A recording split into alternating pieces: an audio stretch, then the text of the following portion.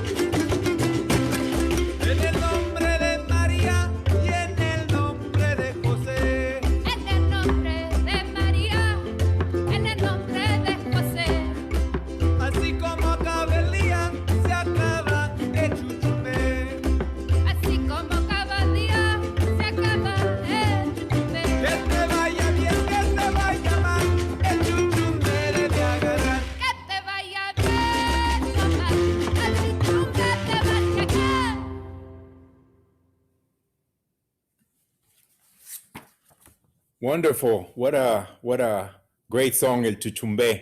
So Denise, Hector, Daniel, welcome to this forum. Great to have you here, speaking across America. You guys in LA, and I'm here in Chicago. So let's start a conversation. I realize that most people, not everyone who's watching today, may be familiar with your history. So I'm going to start with Denise and ask you to tell us a little bit about what's the history of Las Cafeteras. Si fuera novela, it would be a hit, let me tell you. But no estamos aquí to be chismosos. We're here to get the facts. And the facts are, a lot of us grew up not learning how to play music. We actually met doing community organizing and some form of activist work in Los Angeles. I met Jose in college. Jose and Hector met at a rally. We then met Daniel at the South Central Farm, fighting for the largest urban farm in Los Angeles, or urban garden in Los Angeles. So Las Cafeteras, we met in an organization called the East L.A. Cafe, where it was an each one, teach one kind of idea, right? One of our friends knew how to play son jarocho. Hector really wanted to learn, and she said, you want to learn? Get me some students. So he gathered all his comadres, tias, tios, cousins, he got who he could, and we started learning son jarocho as a hobby, fandangueando, marchando, en bautizos y quinceañeras. A hobby then turned into part of our work, which then turned into our career. And now we're able to use it as a tool to talk about building a collective story in this country that includes all of us and that respects all of us, specifically communities that come from immigrant histories, and just building a world where many worlds fit. So, I think it's an unorthodox kind of way to become a band in the US, pero aquí estamos y no nos vamos. It's been 15 years, so I don't think we're going anywhere. Muy You know what? bien. It was dope when we started playing.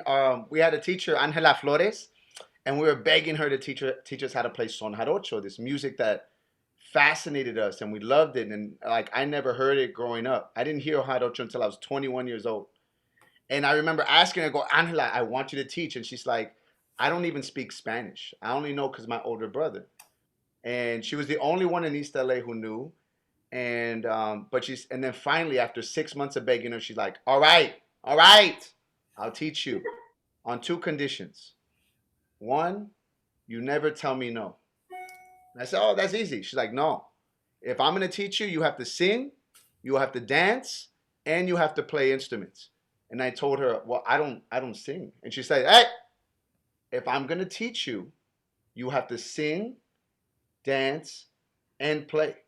You have to do all of it, or I'm not gonna teach you. And I said, all right, cool. And then the other thing was bring me, 5 dedicated people who'll meet every week, and I'll teach. And those were the requirements that began. But I always share that because it was so dope that she was just like, it was very like, if I'm gonna teach you, you have to do all 3. I don't care if I didn't ask if you sing good or anything. I just need you to sing.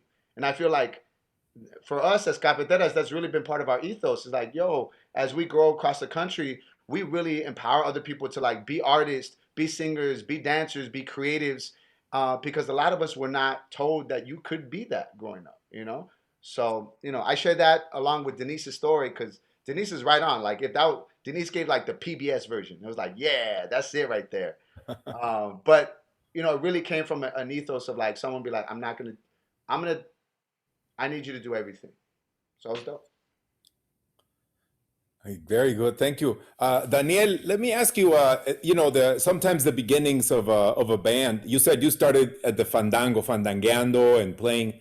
When do you consider was your first gig? When you said this is our anniversary. This is the first time we consider that we were working as Las Cafeteras. So what's your anniversary date, Daniel? So for me, it's sometime, I think it's May 9th that we played at a bar called La Cita in downtown LA. And I think that that's so there's a record store out here called Amoeba Records. And they put us on a calendar when we released our first album there at their store, which was a giant honor. Like, OMG, I buy other people's music here. Now you can buy my band's music. Wow. It's there in a little container at a record store. It's crazy. Back when people bought records. And so they made me put a date on their calendar, like, when is your thing? And I believe it was May 9th because that's when we played this bar, La Cita. And actually, it was September, and we played 2 shows in a row, 2 nights in a row. It was September 9th, and we played 2 shows in a row. We did a live recording, which we don't talk about because it's got its own special flavor.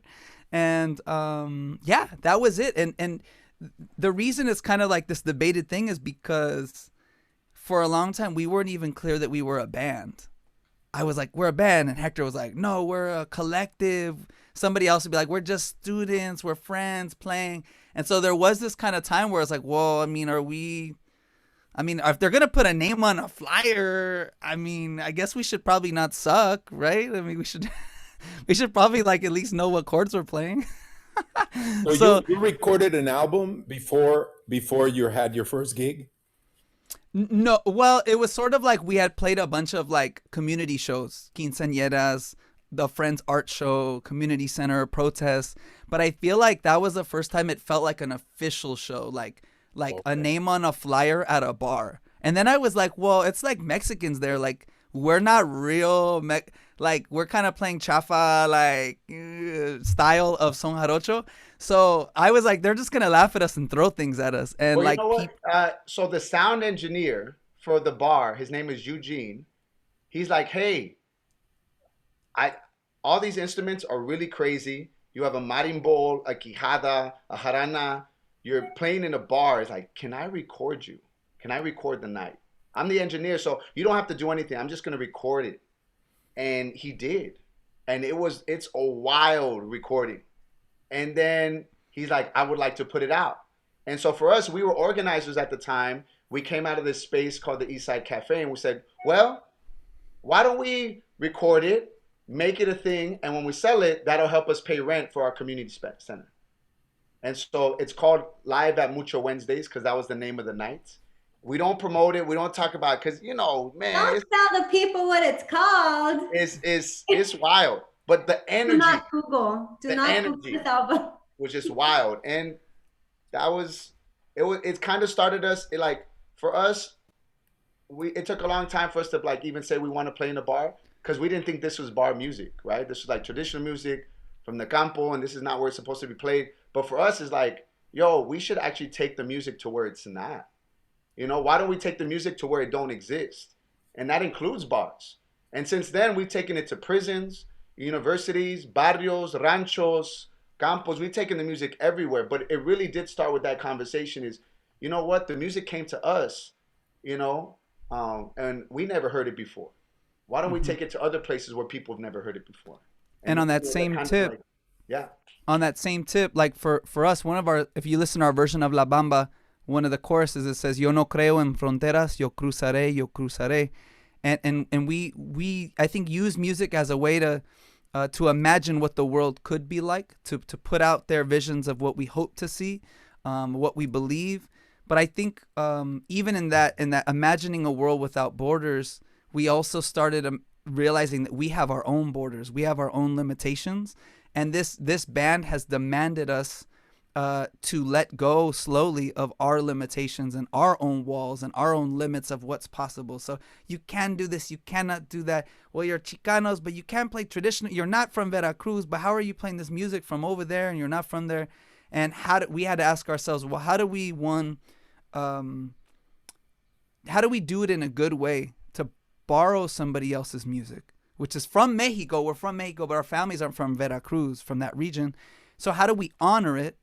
But how do we also make it our own? Because these are traditional songs talking about guacamayas and jungles, and we live in a concrete jungle, and we grew up with helicopters and police sirens. And so how do we start to make that transition from playing a traditional music to then starting to change the lyrics and making it talk about our life so it feels like us? And then how do we just start changing the sound a little? We'll put a little hip hop, put a little ska, put a little cumbia. We started just putting a bunch of ingredients in the olla and making our own recipe. And I think that's one of the beautiful things that I like for me about this band is that we all get to kind of put our own sauce on it, and it becomes something. We're not trying to make a certain kind of music. We're just making what we want to make, and that's kind of cool. Yeah, it makes a lot of sense, that if you live in the tropical rainforest, you're going to sing about guacamayas, but you're in the city where there's all these ska and all these influences. So you sing about your surroundings and your world, right? So that makes a lot of sense. Denise, I have another question for you. It's Las Cafeteras is a sextet, correct? It's a 6-piece. Depends on the year, my friend. Okay, so I was going to ask you, have you had a steady lineup in the group? Is there a core that has been together? So Hector, myself, Daniel, and Jose, the drummer, who started off as a like playing the cajon and then the flute, and then he like brought this drum kit, and he's like, "We're gonna do this right." Okay. So the four of us have been the ones who have continued to play the music live. We have David, who's Hector's brother, and Leah, who was the other lead female singer and played the quijada. They are kind of like on standby, they formed a family and they're doing their thing, but they're still part of the family, right? So they're co-founders who no longer tour and perform live, but we have moments where we all still play together. And so we've been able to really keep the energy going, right? Las Cafeteras doesn't stop, no matter what you throw at us. And I think that's one of the beauties of what we have known ourselves to be. We're like phoenixes that rise from the ashes. There's a lot of things that have come at us in our trajectory that, somebody that isn't strong enough to kind of bear the grunt of it will let go and say, you know, Las Cafeteras, the project is done, but we are not done. There's just different ways to go about it. And I think that is what it is. There was a very controversial time in Cafeteras where, you know, there was that debate, right, that Hector was talking about, or that Daniel was talking about, like not doing it right, and the miseducation of Las Cafeteras. And I think about that, right? I think with Lauren Hill, but I'm like, it's a beautiful thing to sometimes, like, you're not limited by the tools that contain you in silence, because we don't know the rules. We're not held back by being afraid to break rules, right? And so I think that's the beauty of what we do. It's like, to me, I'm like, Las Cafeteras is a Rascuache project that, you know, it's the little engine that could. And I think that we show the world that there's different ways of showing up, of presenting Mexican, of speaking our own stories, right? We're challenging the narrative of what we look like, what we sound like, and how we tell the stories of our communities. And we're able to, you know, we took the music in different places, but the music has taken us even further, right? From a community garden to the Hollywood Bowl, right? I remember one of our first kind of fandanguitos that we did for people to come and watch. My dad was confused about the whole thing. He's like, why are you playing this music? You know, you're a therapist. Like, what are you doing with your life? And I'm like, come watch me, Dad. Like, this is really cool. So I va, you know, va al jardín, and we're all like, la, la, la, la. And at the end, I was all proud. And I'm like, look what I did, Dad.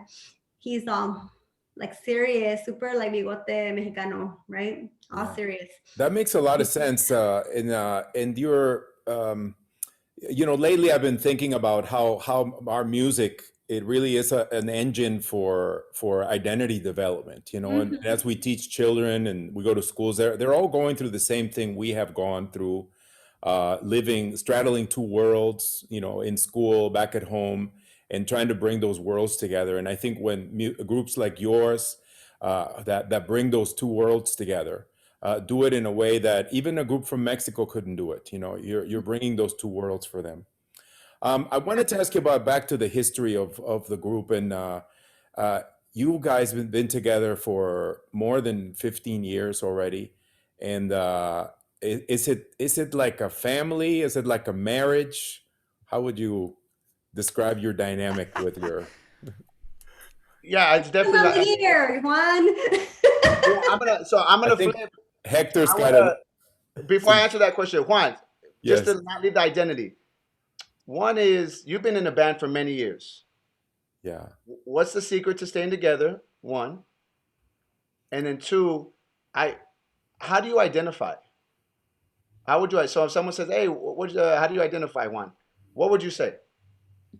Identify. Well, I think the secret to keeping a band together first is honesty, having all your cards on the table, and and keeping organized. You know, I think this organization just makes misunderstandings, or makes the bands fall apart, it builds mistrust. So I think just the money gets in the way. So I think just keeping las cuentas claras, amistades largas.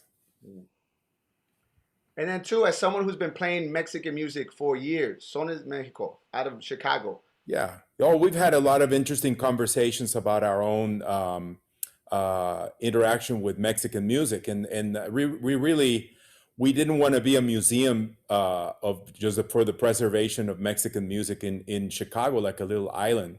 We wanted to be open and interact with all the music around us, but we wanted to do it in a way that we saw Mexico as a wellspring, as a mine that we could bring ideas and music, and then bring it into here and infuse it with all the things that we were finding here. But we were very respectful about the tradition. We make an effort to learn it well, but then we open it up and see what would this sound if we combine it with Chinese music. And we get together with a Chinese band, and then we find the common denominators, and some wonderful stuff comes out. We And how do never you stop identify- being Mexican, they never stopped being Chinese, and somehow Right. we start playing together. So how do you identify Juan? Are you as like with all the terms out there, Hispanic, Latino, X, Yeah, este, I'm you Mexicano. personally, you I personally, am not thinking about anybody else. If I say Juan, how you identify, bro? What would you I'm Mexicano. say? Órale, órale. That's it. That's all I wanted to ask. That's dope. Yeah. Okay. So what's your take on the family versus marriage, Hector? You know, I came back from we came so we spend more time with each other than our partners, than our moms, than our brothers and sisters. Because once you go on the road, I mean, we see each other all the damn time. And I say that in a good way and in a bad way. And I always share this story. One time we were on the no Chicano Batman. I don't know if you know that there's a band called Chicano Batman. They came back from like a 3-month tour, and I saw Eduardo at a club maybe 2 weeks after the tour, and I saw him say, "Hey, bro, how you doing, man? That tour, y'all killed it. It looked like y'all were having a great time. How was it?" And he told me something that made so much sense. He's like, you know what? It's unnatural to be with people for that concentrated amount of time. It's just unnatural. And so there's bound to be a lot of conflict. And it made so much sense. It's like when you're on tour, you eat together, you sleep together, you wake up together, you like, everything you do together. Everything you do together. Like it's kind of unnatural to be like that. And the reason we're still here is, to be very honest, therapy.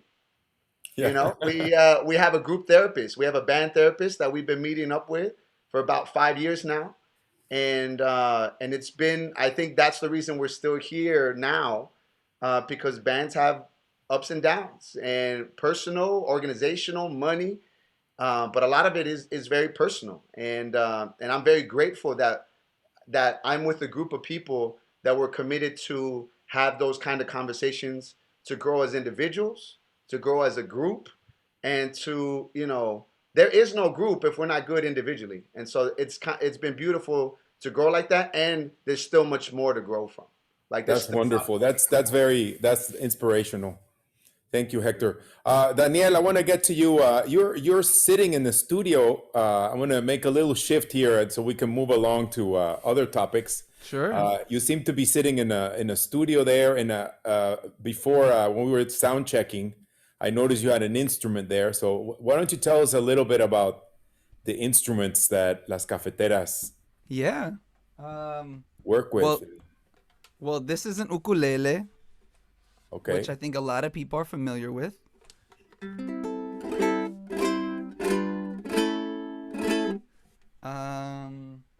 I'll get you. We play jaranas, which are made by our good friend Jorge Mijangos, Laudero out here in Santa Barbara area. We play the requinto jarocho. Which is like the lead guitar. It's like a 4-string lead guitar from Veracruz. We play a donkey jawbone, the quijada de burro, which Hector has right there. Got one. Hector's got one there. That's his actual jaw that he's playing. Yep. So, do you guys have any of these instruments that Daniel is talking about that we might be able to maybe hear a little bit? Hector, you want to play that donkey jaw a little? Let me see. So here's the quijada while French is getting his jarana ready. And I actually got this one in Phoenix. I used to have a dealer. Wink, wink. Oh, And I would get them from a Peruvian dude, and who would get them from Peru, and they would ship in. These quijadas, this is a quijada de burro, but there's quijadas de caballo, but yeah. this one's a little bit smaller. If you play them regularly, they probably last about 6 to 9 months. So like they Okay. don't last forever. Well, let's give a shout out to the organ donors. Mwah. Gracias, gracias. So here's what this sounds like.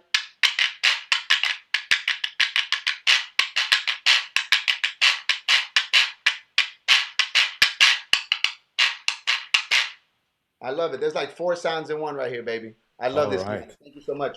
Okay, Frankie, Daniel, you have a jarana with you, right? Yep. This is a jarana right here. And it would normally have 8 strings. One of the strings broke, so it now has 7 strings. But yeah, this is it. This was made out of one piece of wood.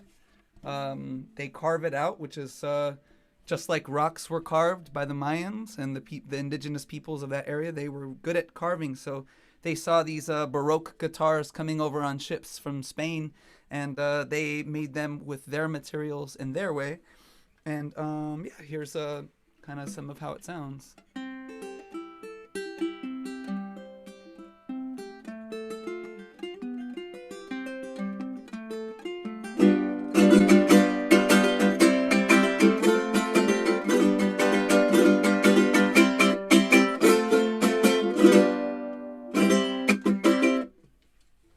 Nice, very rich sound, beautiful, Yeah. beautiful sound. And then our good friend Jorge, he plays the requinto jarocho, which none of us actually play, so he's not here today. But that's the cool thing about being in a band is everyone's good at something or different instruments, and we put it all together on stage. Yeah, I think Jorge used to live in Chicago. Yeah, Yeah, he's from Tabasco Chiapas, or Chiapas. Okay, south.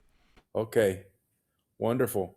Let's go back to Denise. How did you guys fare during this pandemic? Let's talk a little bit about this transformative period for so I many of think, us. yeah, I think if you ask each of us, we'll all have a different answer. For myself, it was the best. I loved being home. I needed to be home, and it was very medicinal for my body and for my brain. Um, I needed a break. I'm a very emotional performer and an emotional musician and dancer. So my body got to a breaking point, and it was good for me at that point, but it was terrible to watch the world implode and not having a kind of an outlet. I think for that need to, like, desahogarse, right, that I usually do as a dancer and I usually do as a performer, was gone. And I think it was very heavy as a band. I know that we talked a lot about, going back to the roots of Las Cafeteras, and as folks who consider themselves or identify as activists, I think we were recharged to look at the goal not being going from stage to stage, city to city to be entertainers, but really understanding how the music is a tool for connection, for advocacy, and for kind of being a testimonial of the times, right? Being a testimony to the times of what's going on in the world right now, what's going on in the US, Black Lives Matter, folks that are Asian American, Asian Pacific Islander being attacked, kids still in cages, right? For us, it was like, oh, the real world is not on a stage. The real world isn't sound check, performance, eat Thai food after, and do it again tomorrow, you know? So, I Yeah. lost family to COVID. So there was a lot of loss that was happening, but also regeneration. And we were able to start writing music again, because when you're on tour, it's almost impossible. So we're Wonderful. working on a lot of new music, a lot of it that is more of a mirror to what we see happening in the world, and a lot that really just has to do with love and connection and cariñitos. And so All you as a need is love. person, I Yeah. needed the time home. As a band, we needed to reconnect. And so I think that's where we are right now. Yeah. Now, Hector, what role did you feel like that there was a role that you needed to play for the community during this pandemic? Because I know Las Cafeteras is very, active, very conscious of the community. What role did you feel like Las Cafeteras needed to fill during this difficult time?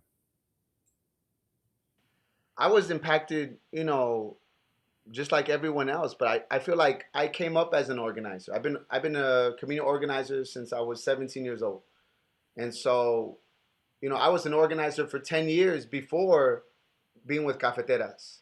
And so, when things were popping off during quarantine and people were hitting the streets during a global pandemic, like everybody was supposed to be inside and folks were still getting killed. and folks are still hitting the streets. And I felt like, yo, I'm trying to be safe. I don't know what to do. And we say like, if you don't know what to do, make art. And so literally, I saw a music video by Anderson .Paak called Lockdown, and he dropped that video and, speaking about, Black Lives Matter. And I was like, man, if Anderson .Paak can do it, we can do it. And it was like, I wrote a song. I reached out to a homie, a producer. We put it together, threw it to Cafeteras. We argued about it for a while, and then was like, well, we put it out. And then I started hooking up with organizations and saying, hey, you need content for this time. There's work we got to do to get out the vote. I have music. We have video. We want to create video content. If you can fund us, we can actually start to create content for the movement. And so we started building with organizations during COVID, getting funded to create content, and then actually producing music. We did more in 4 months than we had done in like the last couple years. That's awesome. Yeah. So for me, it was the time to like be creative. And yeah, like the silver lining for me was COVID was actually really wonderful for me as a creative. And so if you made excuses before COVID about what you couldn't do in the world, you don't have enough money, you don't have enough time, you don't have enough resources or networks, and then COVID comes, well, COVID just becomes another obstacle. Oh, now I can't do anything because of COVID. Or if you were a hustler, the COVID just became something else you had to hustle around. You had to figure a way around. And Las Cafeteras, we're hustlers. And so we figured out a way around COVID to still create. And I feel really great and proud of the group, for what we were able to do and continue to do coming out of COVID. We're coming out of COVID with more music, more creativity, more ideas, and I feel great in that sense. Yeah. Daniel, I want to take a question from our Q&A from Antonia in Chicago. This has to do more with really going forward. And I was asking Denise about the transformative effect of this pandemic. So this is a good question to put to you right now of where are things going? And she's asking what social issues specific to the Latinx community do you feel you want to highlight in your music moving forward? What social justice organizations are you currently involved in? And are you planning on traveling to Chicago soon? I think you are, right? So we'll tell them about that. But let's see, how has you've always been involved in social causes, but has the pandemic highlighted a new one for you that you think is necessary? Geez, one of the things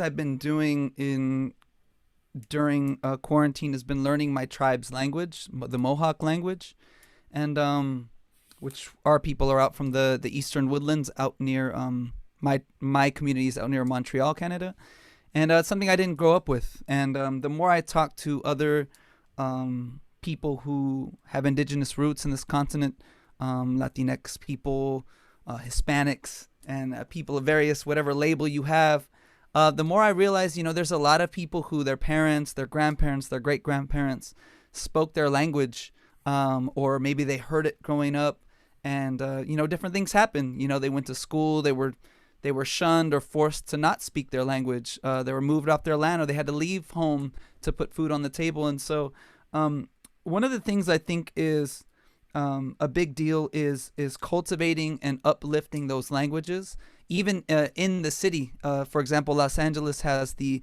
largest amount of indigenous people of any city in the United States, outside of the Navajo Nation.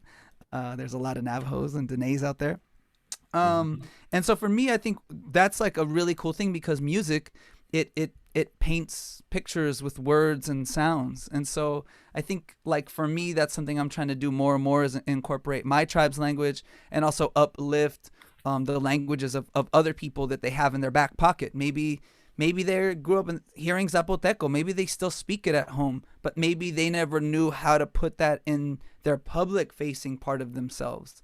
And I think you can use that as an example for what Las Cafeteras does. I think we try to take any aspect of a person that's being shunned or that's being squashed or oppressed by the dominant society, and say, hey, let's shine a light, let's lift that up, let's celebrate that, because that's essential to who you are. You can't not be a woman in public. You can't not be queer or old or disabled or undocumented or whatever part of your identity that you are. We have to put that out there. We can't hide in the shadows anymore, and I think if I can zoom out just a little bit, it's to say that we want to, and I want to work with whoever is willing to uplift the human spirit, to encourage people to find their way, to find their strength, to pick their head up back off the floor and say, I exist.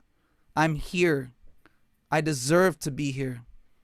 I have a story and I deserve to be listened to just like you do.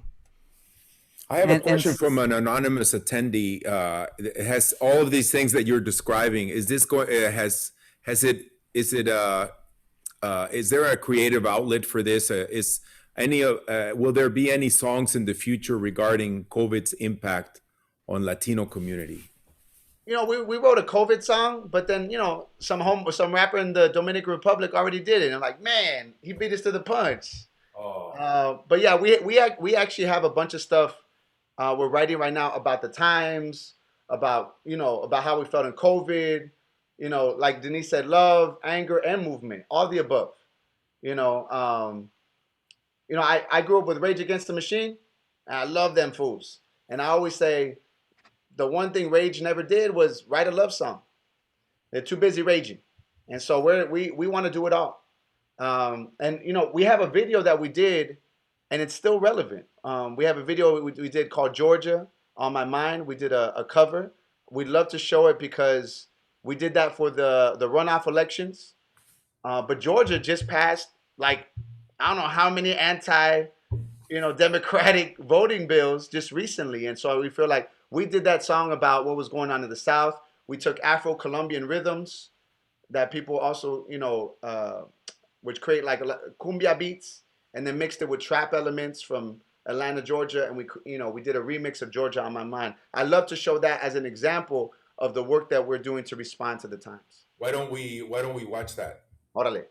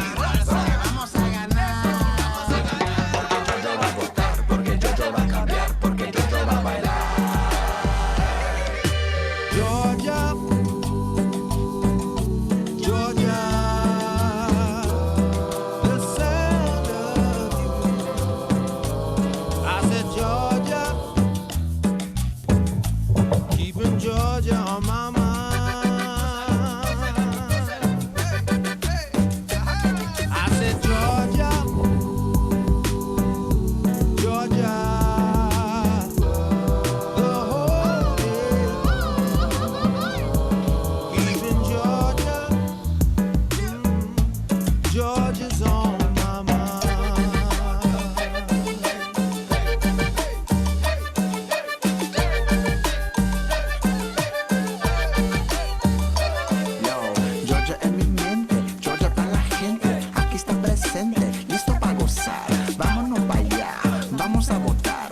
sigue la lucha, dale ponte trucha, que sigue la lucha, dale ponte trucha, que sigue la lucha, dale ponte trucha.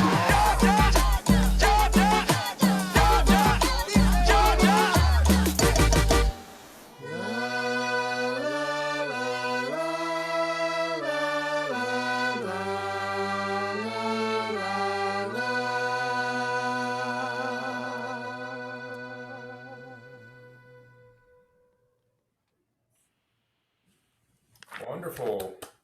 Shout out to Quetzal Guerrero from Arizona. Shout out to Sergio Mendoza from Orquesta Mendoza out of Arizona, who helped put that together, and to the producer David DeGroove. Along with the Poder Latinx and the New Georgia Project, right, Hector? The organizations we worked with. Great. Okay, I have one more question. Denise, you were telling me about coming to Chicago. Antonia wants to know if you will be coming to Chicago soon. Yes, we are. It's a new day, everybody. We actually will be in Chicago for the Ravinia Festival, and we're going to be in Highland Park on September 12th. I believe it's a Sunday, so I hope you all work on Zoom on Monday, because y'all are gonna, hopefully will be there dancing with us in person. We're really excited to be able to actually be in front of people, cantando y bailando. Yeah, we're excited. I used to live in Chicago, so every time we go to Chicago, Windy City, me agarro el chongo because I know it's gonna be windy, but I'm so happy to be there. We're happy and excited. We're gonna have a good fall. We're prepping now, doing here and there some live shows, but fall is gonna be pretty busy. So hoping to see y'all there. Yeah. Mm-hmm. Juan, I wanted to ask a question. I wanted to, we talked about this before. As music heads right here, we all kind of play music inspired by Mexico, but I'd love to know what was either the first concert you went to or the first album that you ever bought. Wow. The first concert I ever went to was Ozzy Osbourne with Randy Rhoads, 1980. The opening act was Motorhead, and then it was the Joe Perry Project, who had severed from Aerosmith temporarily, and he had his own band. So those were the opening acts, and the main act was the first album I got when I turned 14. My dad gave me an album by the Village People. Oh, and I put it on, and I said, I don't know if I like this. I wasn't sure, And he said, well, here's the receipt. You can exchange it if you like. So I went to the music store, and I saw this album that had this balloon of a pig flying over a factory. And I said, I like that picture on the cover, and it was Pink Floyd, Animals. And that was my first album. So thank you for sharing. And that's crazy. You play, and then you founded a group called. Oh, and I grew up in San Luis Potosí in Mexico. So I did, my parents' albums. I heard a lot. I listened to Cri a lot as a child, and in all the albums, El Dueto América, a lot of rancheras. And my parents had a pretty eclectic collection of music from Mexico, and there was a lot of bossa nova also in the house, classical music, different things. So let's. I want to get to the questions from our fans. I don't want them to stop asking questions here, and they keep coming in. I have a question from Alexandria Maria from North Carolina. She's been wanting to. She's an organizer, and she realizes the strength that Son Jarocho has. She's learning a little bit of Son Jarocho, and she wants to know how, if you have any advice for her on how to get people excited about playing Son Jarocho and how to summon some activism from that practice. I would say compañera, make it your own. So the beautiful thing about Son Jarocho has lived over 400 years, but it's lived that long because you're able to adapt it to where you're at. The people in the sierras, they sing it differently than the campo, than the people in the city. So when we learn Son Jarocho, we were out activists. We're all organizers. So we would take the song, we would learn the songs, but then we would rewrite the verses to talk about the campaigns or our values, our beliefs, and so we loved like La Bamba. We would change the lyrics to La Bamba all the time. Yo no soy por la guerra, yo no soy por la guerra, yo no creo en fronteras. We would like rewrite like when we wrote La Bamba, all the anti-immigrant stuff was going on in Arizona. SB 1070.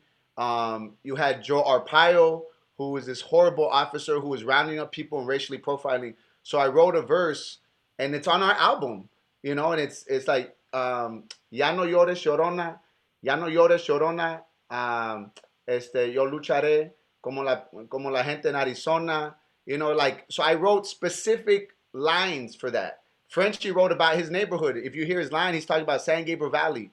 So if you're in North Carolina, then sing about North Carolina. Sing about what's in your neighborhood or the campaign or like what it smells like in your barrio or whatever it is. But sing about your barrio in North Carolina, because that's the only way people are going to get excited about singing jarocho, there. Like when they actually see themselves in the music, feel themselves, and you're like, wow, I can create a music that's about how I'm living as, if you're Latino or Latina out here. And I think that's the most important thing, that's what did it for us,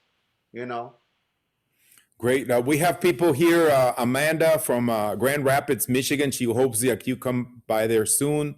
We have Marnie Weeks saying aloha from Hawaii. Please return to Hawaii soon. And Maria Cardenas, she's coming in from Florida.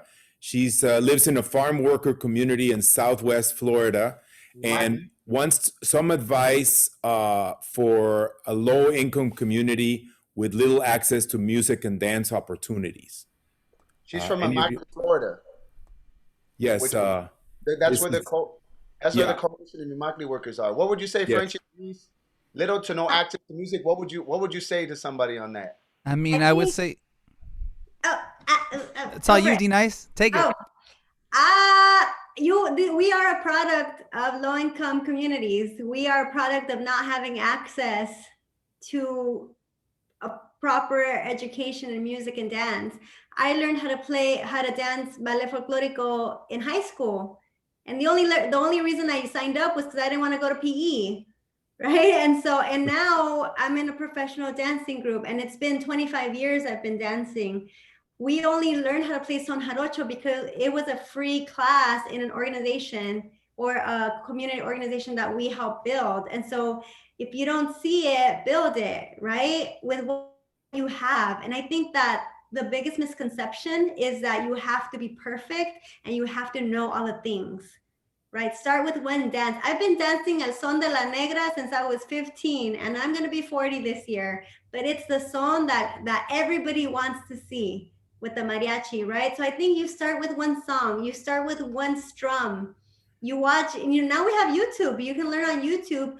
I make trenzas. I have my mom I teach at a school that has no funding, but we make it happen with what we have. And I think that's the beauty of folks in our communities, right?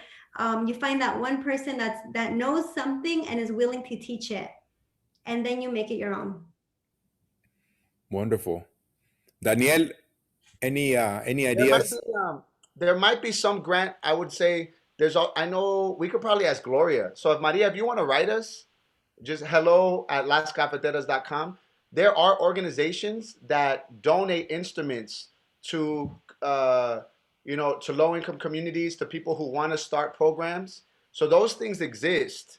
And I do believe with Denise, like, yes, start small, start with a song or two. Jarocho is three, like you can learn a song with just 2 chords. El Colas is 2 chords. Guacamaya is 2 chords. You can learn 10 traditional sones with 2 chords. You add 3 chords, you add an F chord, another 20 songs. You know what I'm saying? Like it's that communal. That's why we fell in love with Son Jarocho, because it was so communal. And then, we could, Maria, if you write us, there's a libro of sones that we use. Juan, you probably seen it, the libro de sones that we use all the time just to like for ideas and to start singing sones in our neighborhood, and then we rewrite the lyrics. So Maria, hello at lascafeteras.com. We love to get connected to you and either send you some grant things that you can apply for, and also a libro with versos. I'd love to do. I have like 6 in my house right now. I only need 1. So. All right. Well, we have time for another question from anonymous attendee. It says, "What other cultures, different regions of Latin America, would you incorporate into your music in the future? You guys like music from other places in Latin America?" No. Nah, No, there's only I know one region. Daniel's actually really good at dabbling in different genres, so I think Daniel's a perfect person to answer this question. I mean, I want to do something with like huaynos, not like huaynos, like like a huayno from Peru. It would be cool to do like a chilena from Oaxaca. We actually want to do a song with a Oaxacan banda, so that's something that is an idea. And of course, cumbia. I mean, cumbia forever, all day, every day. That's Colombia's. That's the home. That's the birthplace of cumbia. So there's a lot there. I think there's so many. Like Latin America is just looking at Mexico. There's so many. That's why your group exists. I mean, well, not the only reason, but Sones de Mexico. I mean, you play sones from all over Mexico. Every region has so many different styles within it, and then, like Hector said, you get into just the song La Bamba can be played so many different ways within Veracruz, in different areas within that region. And so every community puts their own touch on it. So we're gonna keep dabbling. We're remix kids. We're here in the U.S. speaking English and Spanish and Spanglish. So we're gonna keep tapping in and hopefully make new friends. That's what music is good for. We're gonna start a band called Remixes de Mexico, and we could tour with Sones de Mexico. But that's kind of what we are. We're remixes. Remesquis. Well, we have a couple minutes left, so I want to invite you to any parting thoughts from the band, and then we'll hand it back over to Gabby. We're dropping a song in June for Pride Month and Immigrant Heritage Month, a song called La Sirena. Divas, dancers, and drag queens. That's all I'm going to say about the music video. It's amazing. And then we're releasing another song called Oaxaca Love Song number 2 in September. That one's already, love it. And then we'll be releasing, those 2 songs are part of an EP that we'll be releasing later on in the fall. So we're going to drop it like it's hot, Juan. You know what I'm saying? Not just one song, many songs. 6 songs a year right now. I mean, 6 to 8 songs we're going to be dropping for the next 2 years. But that's what it looks like. We'll be touring in the fall. Monterey Jazz Festival, New Orleans Jazz. We're going to go Chicago, Texas, North Carolina. We'll be in Arkansas. So we'll be sharing our tour in the next couple weeks in the fall. So stay tuned and follow us on Instagram and Facebook. And dope. Great. Any other parting thoughts? For me, I just want y'all to love yourselves more every day, and to understand that the revolution is led with joy. So give a little joy to yourselves every day, and we will change the world. What Denise said, love yourself, trust your gut. And when you believe that you are worth it, the world starts to change. Great.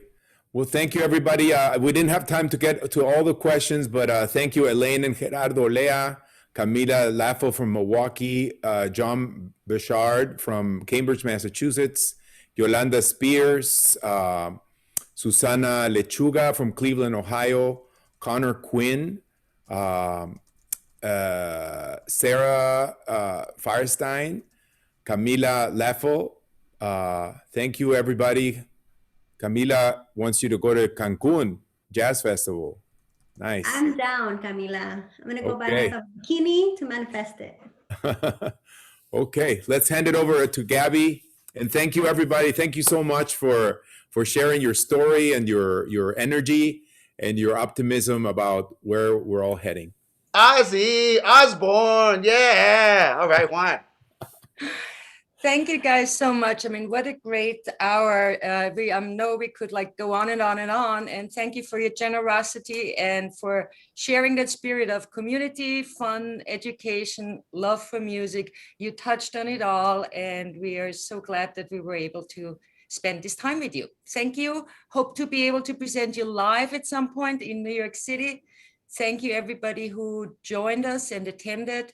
Please come back to another WMI Plus at home and be well, be safe, and keep enjoying the music.